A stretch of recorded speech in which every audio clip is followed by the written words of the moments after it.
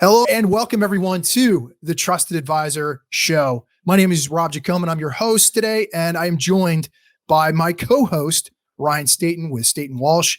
And guys, we have a really, really exciting show. I've been waiting to do this for a long time. We actually have a very special guest on our show, and we're going to introduce him in a second. But we are excited for one big reason, and that is, obviously, our goal is always to be thinking about adding value and how we can position ourselves on the show to add value to business owners, C-suite, anyone who's running a company, whether it's big or small, it doesn't matter. We want to always be providing value. And in this particular show, this is definitely no exception. We're going to be talking about a really important topic, and that's business valuations. We did a whole show on this before. But now we have with our special guest, we have Mike Gola on the line here. Hey, Mike, how you doing? Doing great. How are you, Rob? Fantastic. So let me just give you a real backdrop here. Mike is the director of strategic partnerships for a company called BizEquity. This company they have an incredible model. I'm going to let Mike share more about it. And also we want to learn more about you, Mike, personally. We want to hear about your story, your successes, your failures, your challenges, all the things, and also given the current circumstances of the world, how you've adapted to this new way of doing business and as well as your company.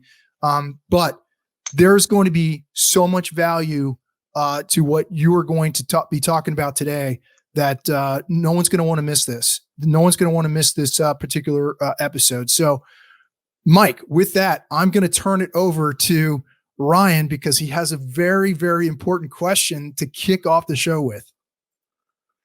So, this will be a little bit of a quiz too, because if you know the answer to this question already, that means you've actually watched the show before. But one of the things, we're going to talk a little bit about your professional history today, a little bit about BizEquity. But one of the things we like to know is a little bit more about the people that we have on the show here. So, tell us something about yourself that wouldn't show up in your professional bio. Wouldn't show up in my professional bio. Well, it's kind of embarrassing, but growing up, I was played basketball my whole life and was really into basketball sneakers. And over the years, I've accumulated about 150 pairs of sneakers that I have in storage right now. And it's not something I tell many people, but, just for the sake of a laugh, it's, 33 years old. It's kind of embarrassing, but, that's something outside of my professional career that, is definitely interesting. That's for sure. Sure. That's awesome. That's really cool. Wait, any particular brands or like, is there anything in particular that you're kind of drawn to or is it just kind of random? It's all over the place. It started with it started being from Philadelphia. It started with Allen Iverson, and then it's just kind of, as time, you get older, you get into different tastes. So it's all over the spectrum. But over the last few years, it's definitely died down. But it got a little out of control in around the college age and stuff when I had money to spend. It was just on nothing of importance. Yeah, that's awesome. Yeah. Wow. We always have a few surprises on the show, don't we, Ryan? That's that's something that could be of some value someday. You never know. I mean, sneaker collecting. It's actually quite right. The sneaker market is right now it's out of control for whatever reason. But I was just reading an article. I think it was in Forbes, and it was like sneakers selling for like thousands and thousands and thousands of dollars. Right. Like it's insane. It's insane. So sitting on a gold mine, make sure you pay that monthly storage fee. Right. Might be time to sell. That's right. Yeah. Well, that's actually a really good transition. Talking a little bit about yourself. I certainly don't want to steal Ryan's thunder here, but just kind of, one of the things that we love about the show is we want to learn about people that we bring on, our guests. We want to learn about your story, how you got to where you are today. People are really interested in learning, what kind of path that you took to get to where you are today, Mike. And you've obviously been very successful. The company's been very successful. Tell us a little bit about yourself and your journey and how you ended up getting to where you are today. Yeah. So it's been an interesting journey for sure. I graduated college, University of Richmond in 2009. So wasn't the best job market coming right off everything in 08. So I kind of was out there, applying left and right, no success. And finally, towards the end of the summer post graduation, it just was like, I'm just going to take a temp job at Prudential Financial, working in their annuities department. So it was hitting like on the phone all day, which was some of the best experience I've ever had, because you're dealing with all different types of people, and they're obviously important. They're talking about their retirement savings. So did that for about a year. Was fortunate enough to get off the temp position, and they hired me full time, but always wanted to get more into a sales role. And so that brought me over to Lincoln Financial. So I was fortunate enough to get on their inside sales desk through one of my friends who was working there, and did the inside sales position for a little under a year, and got the fortunate opportunity to go out in the field as an external wholesaler at, I think it was 24 or 25.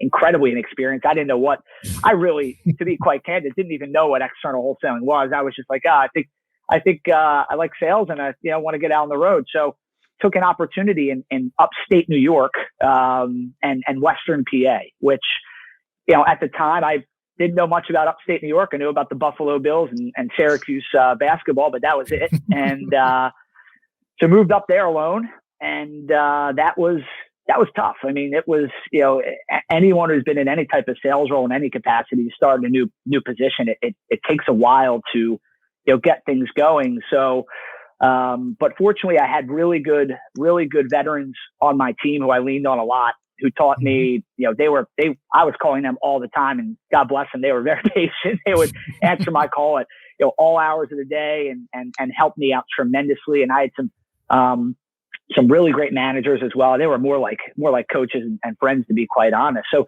I did that for about 7 years, and, loved upstate New York. Really, I mean, to this day, I miss working for Lincoln and that particular position, but wanted to get back home to Philly. And yep. A friend of a friend who I knew from a past life, I was having lunch with one of my friends and said, we're looking to hire some sales folks.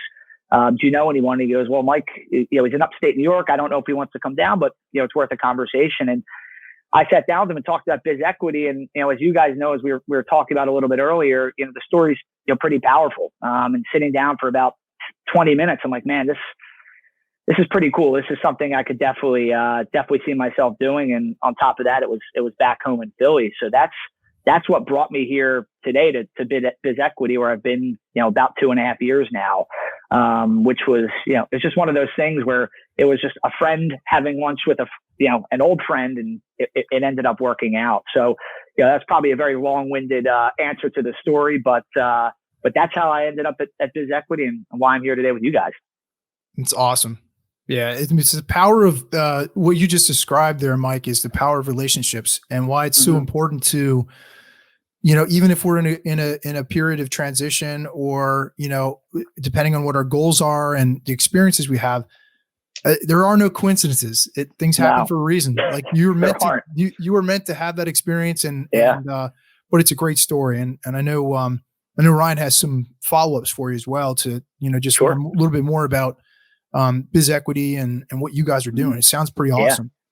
Yeah. So, I mean, in terms of BizEquity, so you arrived there 2.5 years ago, and kind of talk a little bit about where BizEquity, well, first and foremost, I guess, start from the beginning and kind of what BizEquity does at its core, and then talk a little bit about the progression from the time you've been there, even from its infancy to kind of what it is today. Yeah, totally. So I could kind of split that in two parts. I'll start with just BizEquity, because there's really two. The way I've looked at it is there's two halves to our story, right? We've been around for 9 years. The first really 4.5 years of our development was building the actual valuation element of our platform, right? And that was 4.5 years on top of the software. And then we've been in the market for about another 4.5 years. But rewinding back 9 years, I mean, our whole goal 9 years ago, as we like to say, was to democratize business valuation knowledge for business owners. right? And the reason we did that is business valuation, when done traditionally, really has never had the business owner in mind. And what I mean by that is, number one, and we talked about this, it's really expensive, right? It's traditionally, it could be 10, 20, I see sometimes $30,000, $40,000 just to get a valuation done, right?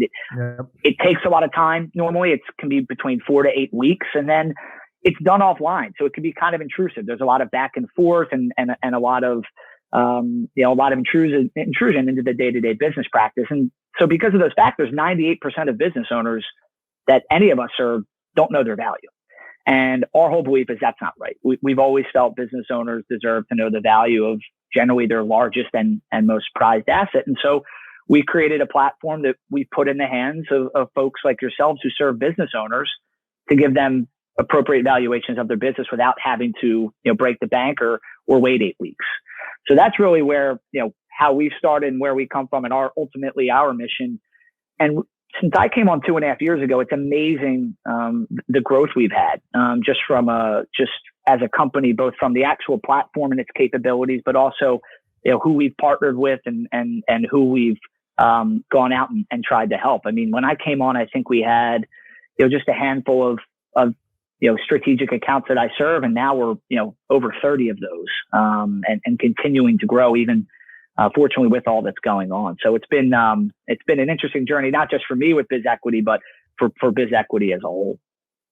Yeah. Hey, Mike. You know what? Let's set the stage here because you and I we talked about this before we started, and there's some really like just so people have a frame of reference. There's some really powerful statistics out there, and if anyone thinks that like the BizEquity platform is like this simple basic thing.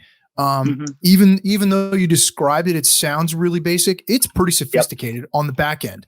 So there's a lot of metrics that go into how a business valuation actually gets performed on and at a very high at a very high level. We're going to talk about that today, but it's pretty darn sophisticated. But getting into some of the stats, this is what I thought was so incredible. If you want to walk through this.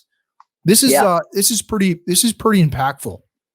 Yeah, totally. And these are stats that we're constantly sharing with all of our users time and time again because they are quite powerful. 78% of business owners are going to fund nearly their entire retirement through sale of their business. We have 40% of business owners have no life insurance, and of those that do, just about half don't have enough. And to kind of segue off that particular statistic, as part of the BizEquity partnership, everyone gets 2 different reports that are produced. So one is a 29-page valuation report that, of course, gives people their 4 different conclusions of value and some industry peer comparisons. But we also have a second report, and that's an insurance report. And what it covers is essentially let's you as a business owner know, now that you know your value, based on this value and your industry, here's 8 coverage areas and the recommended insurance amounts. And we highlight buy, sell, and key man as they're most directly tied to the value and relevant to business owners. But what we found just in the last 4.5 years of working directly with advisors and business owners is that all too often folks don't have proper insurance. So that's really one of the biggest ones that we see and usually a conversation worth approaching. So that's why we do produce that report.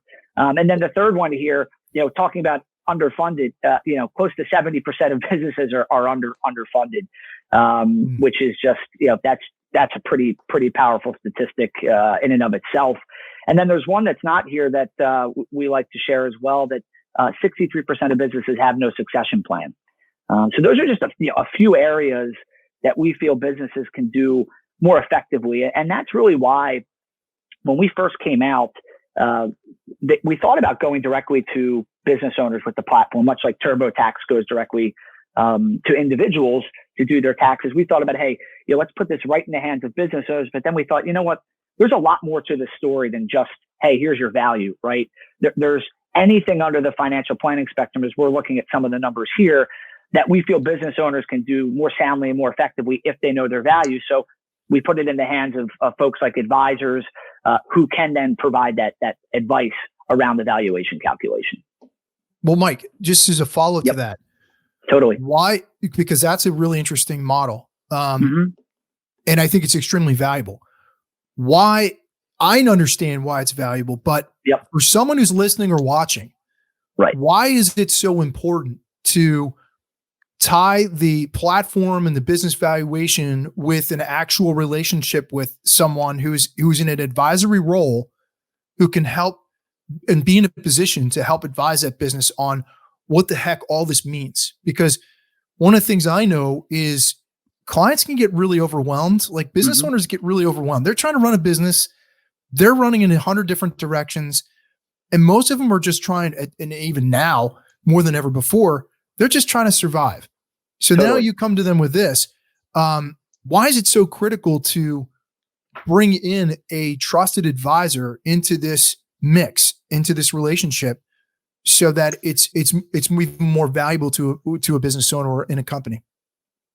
Yeah, no, I think you said it right in there, which is that business owners are incredibly busy, right? They're masters of their own business. They are not typically masters of, retirement planning, succession planning, insurance planning. They may know a lot about it, but that's why they defer to their trusted advisor. And our whole goal is to get the valuation in front of business owners long before they're trying to sell, right? Everyone wants to grow their business and be in a better position when they do decide to sell their business or transition their business. So we put it in the hands of advisors so that they can help business owners long before that transition happens, so that they can help with everything that we just talked about here, right? Insurance, retirement, succession planning, estate planning, but most importantly, growing the value of their business, because they're busy with their day-to-day business practices, especially now more than ever with all the craziness going on. That's really been our model from day one. And fortunately it's worked well with us, and it's helped a lot of business owners, grow their values and run things more effectively and efficiently. Yeah, no, that's awesome.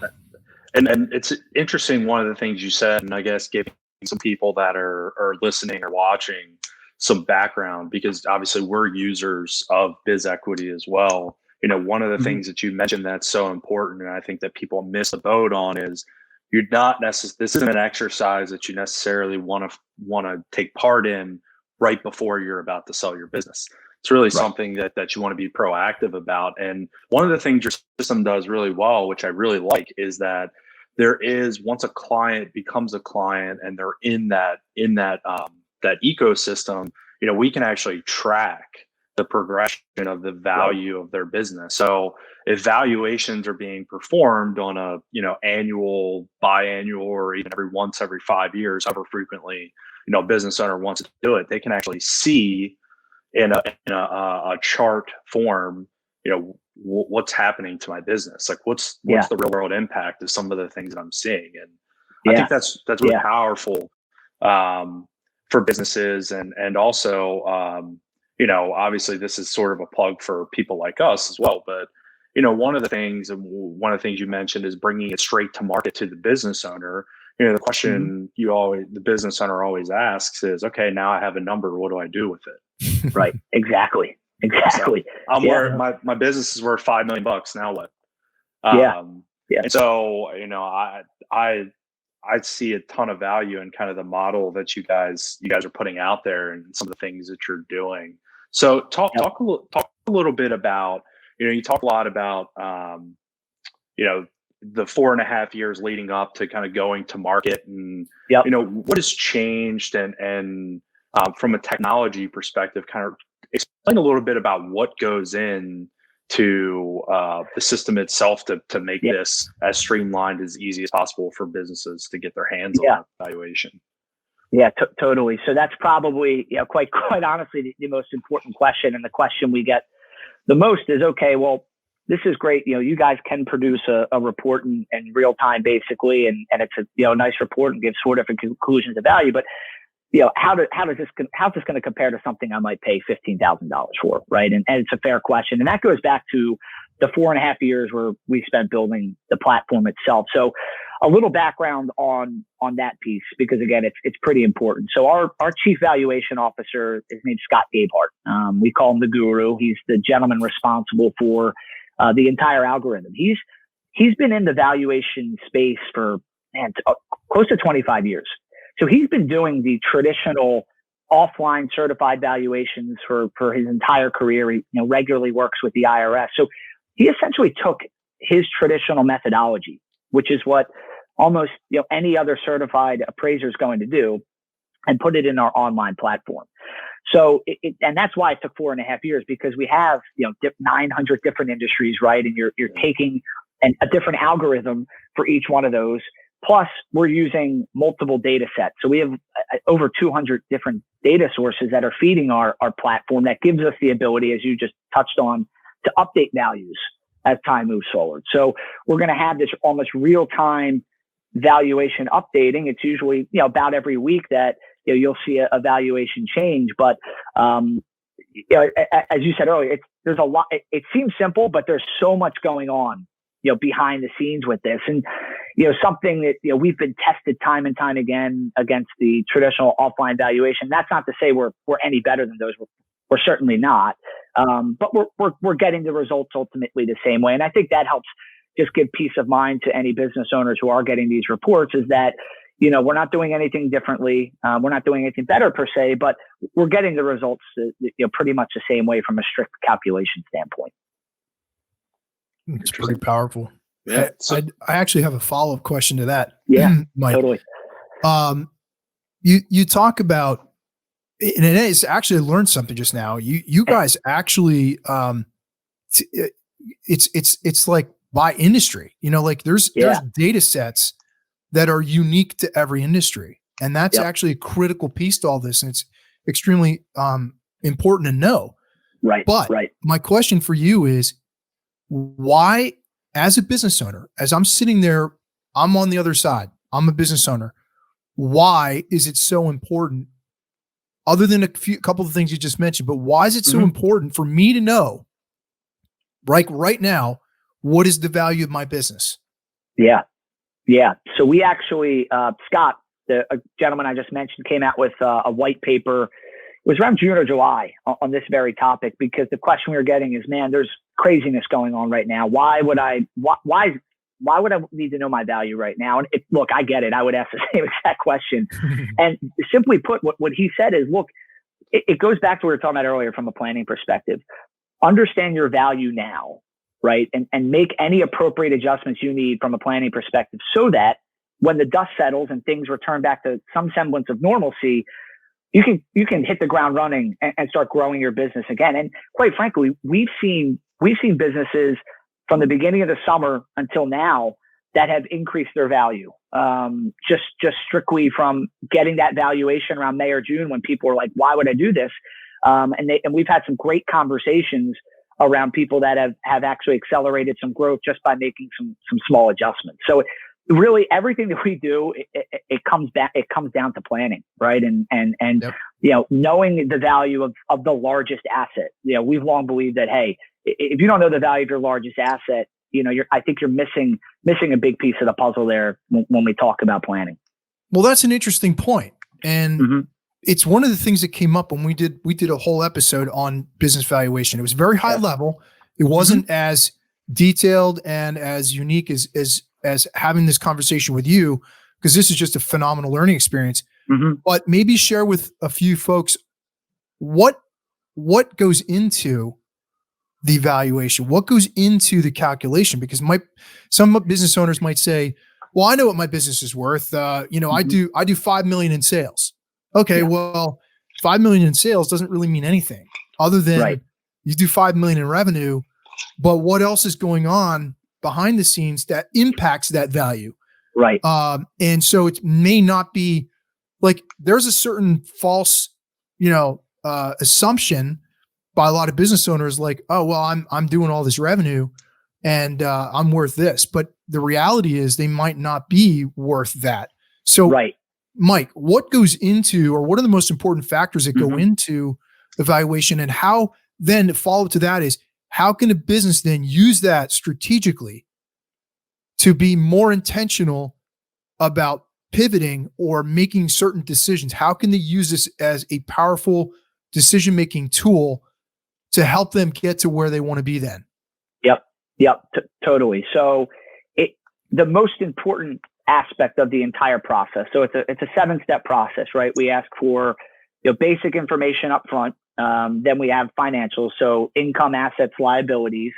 And then there's some other questions around the growth side of the business and operational side. So things like, customer concentration, what percent of your business is recurring, items like that, which are certainly important to the process, and they're going to drive the valuation tremendously.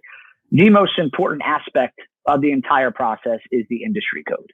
Like I said, we have over 900 of those. That's going to be the biggest driver, because what's going on behind the scenes once you select an industry code is we're now pulling from all of these data sets, actual transactions that have taken place around the country. But then when you put in a zip code, it's going to dial it down even more. And part of what we do behind the scenes is takes into consideration what's going on in your respective area as well. So what we're doing is, and the most important piece is the actual transactions that are happening. So someone could, sit at home and calculate the value of their business and get a ballpark figure. But what they're not able to do is actually see the transactions that are occurring in real time out in the field that are going to help drive that valuation. So that's really the biggest piece of the puzzle, is that. But then to the second part of your question, which is what can they look at specifically to help drive growth? That's part of our report, which serves up to what we call 12 key performance indicators. So these are 12 essentially categories that will let the business know within their industry how they stack up, and then give them specific percentages. So for example, one of them is return on equity. So we'll say, hey, if you're a dental practice, return on equity, you're underperforming in your industry and you're at, negative 10%, right? And then we tell them within the report, hey, here's what this means. Here's why it should matter to your particular business. And then here's an example just to give an understanding. But it's a great way to have a conversation to say, hey, here's 12 of these key performance indicators. Here's 8 that you're doing great. Keep doing what you're doing here. But, here's 4 of them you're not doing so well. You're under the industry average. Let's take a look under the hood, maybe dial into a few of these, and hopefully that can help accelerate some growth here. So that's built right into the report, and part of the deliverable there is those key performance indicators that give them an idea, within the industry how they're doing. Wow, that is unbelievable. That's awesome. Yeah. And important to note too, and I'm providing some additional, color and insight to this, because obviously I have some background knowledge. I've seen what we're talking about, but talk a little bit about one of the other things in the report. Rob kind of mentioned that traditional model of multiple revenue, or if anyone's ever talked to an investment banker or business broker, you hear these multiple of EBITDA conversations that happen. Talk a little bit about the valuation methods in the report and how, because I know there's a few that are there that give the business owner an opportunity to see from different perspectives how their business can be valued based on a couple of different scenarios. Yep. Yeah. Great point. And essentially what it comes down to is every single business owner, they're going to have different objectives, different needs, but more importantly, they're going to be at a different point in their business's life cycle, right? So we serve up 4 different conclusions of value, because each one of these conclusions of value is going to be relevant to a business owner based on what their objectives are and where they are in their business's life cycle. So we serve up the equity value, the asset sale value, enterprise value, and liquidation value. And then within the report, we get into a brief discussion. Okay, here's what's going into these calculations. But then what we also have available is a report that essentially breaks down, here's where this conclusion of value is going to be relevant versus this one, right? So, for example, equity value, we call that the seller's value. That's more relevant to people that, are looking to maybe sell in the next 6 to 12 months. And then asset sale value, that's going to be more what we call the growth or buyer's conclusion of value. So there's all these different points and again, based on the objectives on where they're going to be relevant, because I think initially we were just going to do one conclusion of value when we decided, but upon further review, we're like, you know what? Every single business owner that's going to get one of these reports is going to need a different conclusion of value. And so we decided upon 4 of those. And I personally think it's a great touch within the report. Yeah. Wow. No, it's great. And then combining that with industry code too. I mean, we've actually used it in practice and seeing how, I always use this example with owners when I'm in front of them is, someone that owns a fleet of dump trucks, for example, but doesn't really have a lot of contract work. They're really just a subcontractor. And when they're looking to sell their business in that particular scenario, the business was really the equipment. The value of what he had from an asset perspective was the building, the equipment. Right. His business could in theory just be, reallocated to a competitor, for example. And so the question is, what am I really selling this for, and what's a reasonable ask price? So where in other businesses, service-based businesses, it could be a little bit different. So we found that that's a good practical use of the industry code as well, that gives us some ideas, and like you said, gives us some insight into the geography. People in your area with the same company, what are they doing?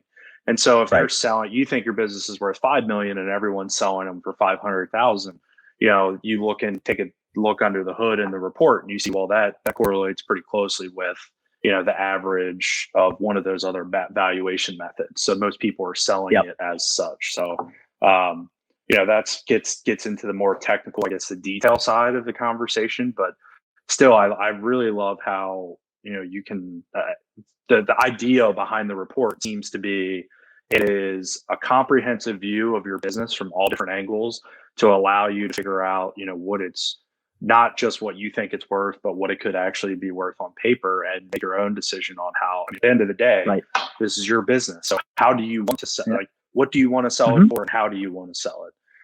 Totally. So this just provides some additional perspective to that. So that's awesome, and I really like what you guys are doing with that. Mike, I actually have a question. I'm going to put you on the hot seat for a second. Okay. I didn't talk to Ryan about this ahead of time, but I just was inspired for a minute here it's nothing crazy. Let me put you on the hot seat as if I was a business owner right now. Okay. Cause I love hearing like a real live example. So let's say, for example, I am a contractor. Okay. $10 million in revenue. We do construction work, maybe a combination of some commercial, some residential, but basically like, we're like a GC, and we have relationships with subcontractors. We got a lot of different moving parts. Okay. Sure.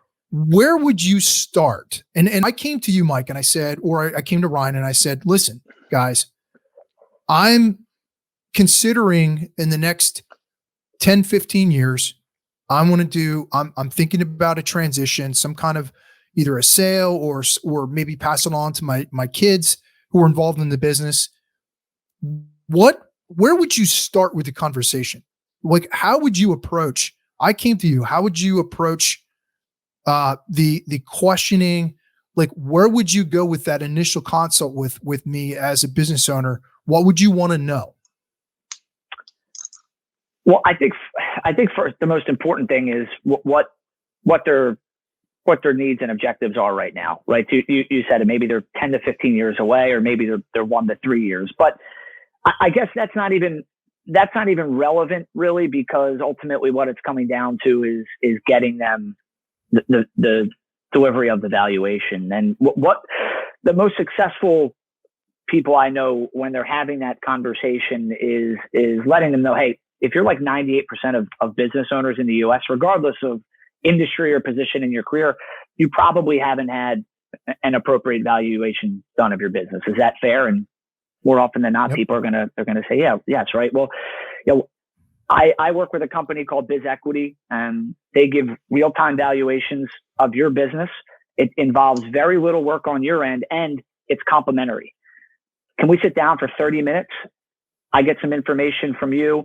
I'll run you a valuation. We'll get you on the right track. At very least, you'll know what the value of your business is today. But ultimately, our goal is to help you, whether they said 3 or 5 or 10 years from now selling, that when you do sell, you're at a much higher value than you are today. And again, I mean, I guess it comes down to really what they answer with their objectives. But I think ultimately every single person is at very least curious about what their business is worth. And if you're offering them something that involves very little legwork on their end, and does it pretty quickly, I think most folks will at least listen to that, at least from my experience. And then Mike, once you deliver that, what what do I do with it? Right. Yeah. So Yep. what do I do with it? It's great. I'm kind of playing devil's advocate here. Yeah. Yeah, totally. It's fantastic to go through this process. I'm a really busy guy. This wasn't necessarily on my radar, but now that you said it, yeah, I'm actually curious. Now that you've delivered the goods, what do you advise? You don't even have to tell me what you advise, but what would you say would be the next step for us to consider? How do we use this to our advantage strategically? Right. Well, at that point, it now goes down essentially the same thing as profiling someone just for general financial planning, right? It is finding out what's important to them right now. And we talked about it earlier, but insurance tends to be that next step in the conversation, right? Because now we know the value. Now we can make sure, hey, if you don't have insurance, let's get you properly insured. Or if you do, let's make sure that you have enough, right? And that's a really easy, seamless conversation there. But sometimes that can go, depending on their situation. Maybe it's succession planning, right? Maybe they're going to be transitioning, and it's going to go to someone in their family or someone that's close within their business, and you want to start talking about succession planning there. Retirement planning is a big one, right? Just knowing the value of your largest asset, and then planning around retirement.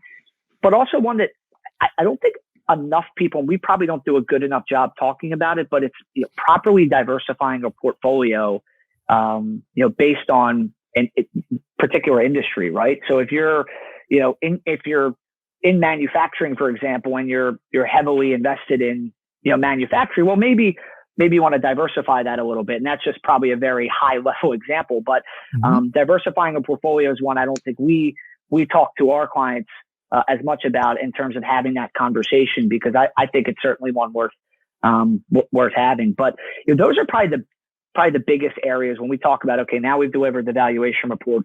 What road is this going to go down? Those are probably the biggest ones in terms of what we see. Yeah. So basically, what you're suggesting is what a true trusted advisor is doing or should be doing is assessing the specific goals and the objectives and the strategies of that unique business, because not every business is the same, as you are confirming right now. Yep. And here's the problem with our industry, in my industry as well, in commercial insurance, is brokers have a tendency to paint a broad brush and say, well, we're just going to kind of throw you into this basket or this bucket over here. And, it's just kind of like a commoditized approach. It's not very consultative in nature. But here's the reality. Every business is unique. Right. Every situation's unique. Everyone has different types of assets that need to be properly protected.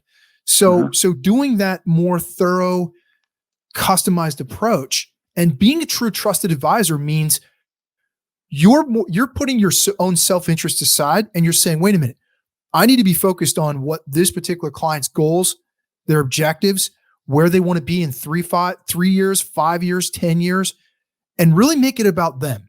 And I think that's kind of a lesson that it's a great reminder for me, because all the things that you're talking about, Mike, reinforce that fact that every business is unique and every business should be treated with that level of respect that, I'm not going to just throw you into this, general bucket here, but we care so much about your business and your goals that we're willing to share with you. Okay, here's the next steps for you. Or here's what we recommend or advise.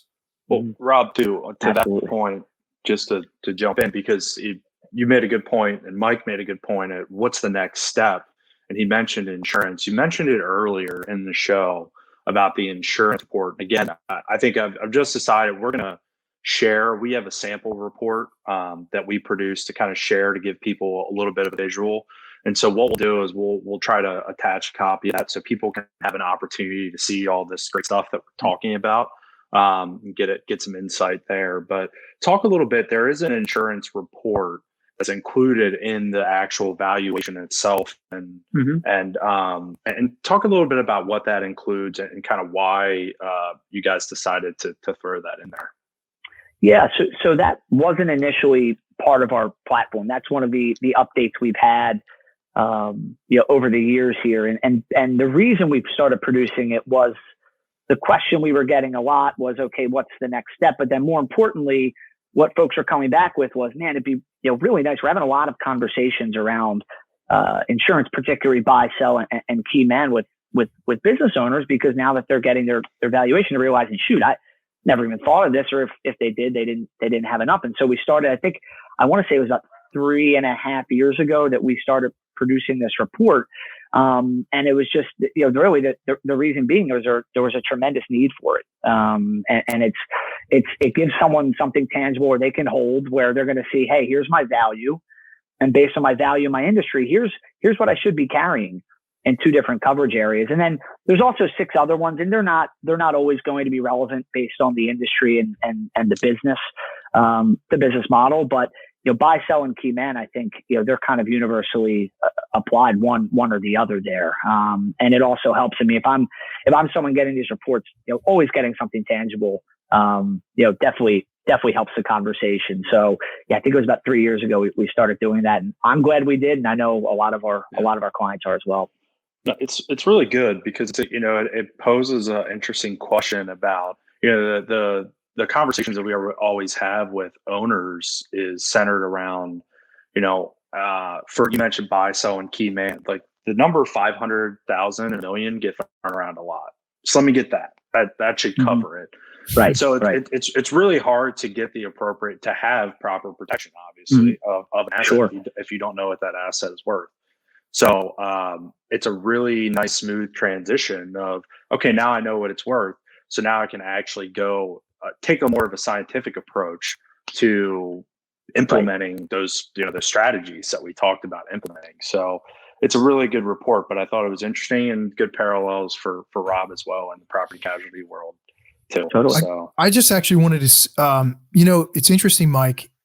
Mm-hmm. Brian and I had this conversation about on the commercial side, the property casualty, and why it's so important. And Ryan, I'm glad you brought up this point, because business owners are always like, oh, well, yeah, I'll take the $1 million limits, or, well, the contract says that I only need 5 million umbrella, or cyber, or whatever the case may be. Because a lot of times it's contractually driven in certain cases. If you're a contractor working on government contracts or whatever, it kind of stipulates what the requirements are. But in many cases, like we've had this conversation, I'm in the business of helping a client mitigate risk, right? I'm helping you manage. I'm your partner in helping you manage risk, which is basically, risk is the potential of a loss or of a financial impact.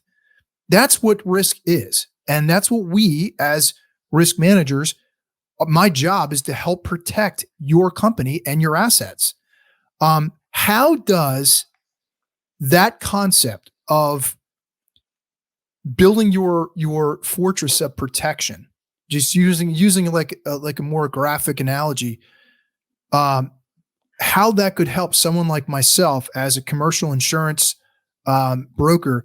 How can I then have that conversation with the client to say, hey, listen, here's what your business is worth. Here are your assets. I can now see that you're underinsured in certain areas, or, if you have a catastrophic loss in this area, it could literally have a significant financial impact on your business and therefore your valuation. How do those things correlate with each other? Like, how can we then, as trusted advisors, with Ryan and I working together, and Devin and Ryan, myself, and our, we have CPAs that we partner with. Sure. That, our goal is to be a client's trusted advisor, a network of trusted advisors who all have the same objective. Right. At the end of the day, we want to protect your business. As you're growing and building, you might have a phenomenal business that you're growing and now your valuation, but now let's do everything we can to protect that. Yeah. How do we bring that all together, Mike?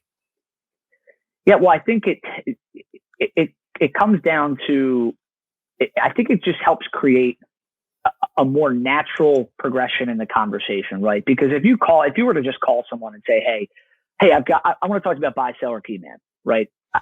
If I'm a business owner, I'm going to say, okay, no, thank you, right?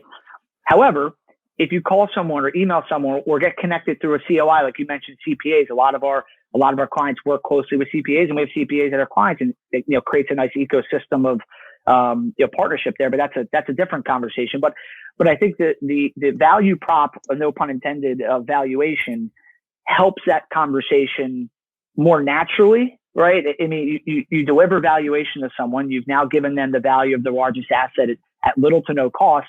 And now that conversation can pretty seamlessly go over to something like insurance, right? So I think it just helps things be more natural, certainly be less, maybe it's not the right word, but aggressive if you were just call someone about insurance, right? It all starts really with the valuation, because that is a very, not just non-threatening way, but there's a huge value add to it. And then to be able to say is, Ryan, you touched on that, hey, guess what? We're going to give you your value today, but guess what? If you want your updated value every 3, 6, 12 months, we can do that too. But then on top of that, we can have a discussion around something like insurance, if it makes sense, right? So that's always how I've looked at it in working with, folks in the financial services field for, 11, 12 years now. Everyone wants to just have a more natural conversation. I think it certainly helps that. It's a great consultative approach, for sure. Totally. Yeah, that's a better word. Yep. Yeah, totally. if we were to sum it all up into one word, I would say, it's taking a consultative approach as opposed to making those cold calls. Hey, do you want to talk about key man? I had some flashbacks there from my early days. Yeah. Totally, man. Some cold sweats thinking about cold calling people. Yep. But hey, did you ever think about insurance? Yeah, exactly. Hey, I'd like to get, I know you're coming up for renewal next month. Have you ever given any thought to maybe giving me a chance? Right. I mean, no. You know what? I know we joked about this in our very first episode, Mike. It was so funny. Yep. When we launched this show, we talked about how the kinds of objections we get often is the most common was no. I got my guy already. You know what? Thanks. I got my guy, or I got my gal, or whatever. Yeah. We want to be PC here, but that's the most common one. It's no thanks. But you know what? Okay, that's a really good segue. And as we're landing the plane here, we're coming to a close. Mike, there's so many different areas we can go with this. And I know I'm geeking out about it. I'm really excited about it. But the reason I get so excited and passionate about this area is because it's so near and dear to my heart that my goal is to help clients succeed. I want to see you retire happy and wealthy and abundant and all these different areas. And for all the hard work that you put into building your business and to growing something great is the last thing you want is for that something to happen to that. And that's where my passion lies, is in helping people to achieve their goals and their dreams and to retire with more money than they would have ever imagined having. I mean, that's all of our goals is we just want to make a positive impact on our clients' lives and in their business. So, and whatever those goals may be, that's unique to everybody. So I appreciate, Mike, all the things that you've talked about today. I think, Ryan, I don't know if you agree. I mean, having Mike on the show again would be to dive a little deeper into some of these things. Yeah, sure. And as we also get more experience with sharing this with clients, I think it'd be great to give you feedback. Hey, this is what's working. This is how this is the feedback we're getting from clients. Mike, this is just an awesome tool. It's another one of the tools in their arsenal. To help add value to their business. And into the relationship. And I think that's so critical. So, Mike, we always like to ask this final question. Sure. So, and this is more of a personal one for you. I want you just imagine for a minute that you are sitting back, you're retired, you're sitting back in your rocking chair, and you're looking back on your career and your life. Mm-hmm. As you're thinking about your, the journey that you've been on, what do you want your legacy to be? What impact on the world do you want to be remembered for having in your life and in your career? In my rocking chair, hopefully a cocktail in hand, staring at a pair of one of your 150 pairs of shoes that are now valued at tens of thousands of dollars. Yep. Something that since I started and I'm sure it will never change, that I've always tried to pride myself on is really two things. Number one, being a tremendously hard worker, right? I mean, that's the one thing is I hope that, anyone who's worked with me or been alongside me has said, Mike's a, tremendously hard worker. But I think even more importantly, that just someone who's been a pleasure to work with or partner with, whatever, capacity it is someone who, was always trusted and people could go to for advice or, they, I would always listen to them. And, I think that's the biggest thing is just being someone who was, a pleasure to work with, so to speak, but, ultimately someone that helped people and that felt that they could come to me for help if I have any advice to provide. But that would probably be the biggest thing for me. If I'm looking back on this, whenever that time is. Yeah, that's awesome. And probably, it's gonna with your work ethic and your passion. I don't see you retiring anytime soon. Even when you think you're supposed to be retiring, you probably won't. You'll be like, I gotta stay in the game, man, because this is too much fun. Yeah, I don't think. Yeah, exactly. It'd be too boring. Yeah, well, totally. We are extremely honored and blessed to have you on, Mike. And thank you. Thank you so much for your time, and also for everybody out there who's listening and watching. Our goal is to get the word out there and to add value to people's lives. And if you got value out of this, please consider subscribing. Please feel free to comment on anything and share your experiences or share your journey. We would be honored to be a part of your path and your journey as well. So as we're leaving, the one thing I wanted to say, Mike, is, and I don't want to forget this. Yep. If people want to learn more about you, especially like folks in our industry, sure. How do we get in touch with you? And I'll leave links in the description of how to get in touch with you, but can you share with everyone how can we reach out to you? Yeah. So either, I'm always open to phone call, email, LinkedIn as well. Any of those different mediums, I'm open to being contacted. So whether that's just questions about the platform, questions about me, or just anything in general, don't hesitate. I'm always happy to connect with new folks. So thanks again, Mike. I really appreciate it. Ryan, thank you for another great show. And guys, listen, you guys said it all today. It's incredible. We can't wait, Mike, to have you back on again and definitely, and to have you share your experiences and there's always, as this thing is going to keep changing and evolving, that's how technology is. And so we're super excited about that. Thanks again, guys. And we'll see you again on our next episode for another hot topic. Awesome. Thanks.